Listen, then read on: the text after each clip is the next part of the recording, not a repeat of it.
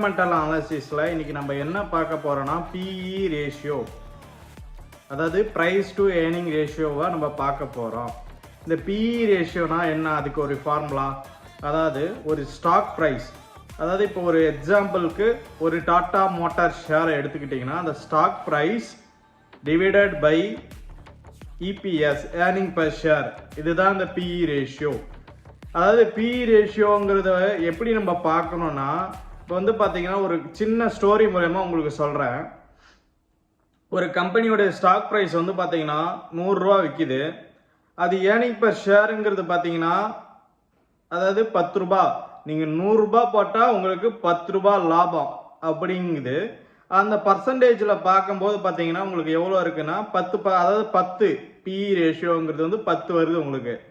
அதாவது இப்போ இதுவே ஒரு 20 எப்படி கணக்கு பண்ணா 100 ரூபா போட்டு ஒரு 5 ரூபாய்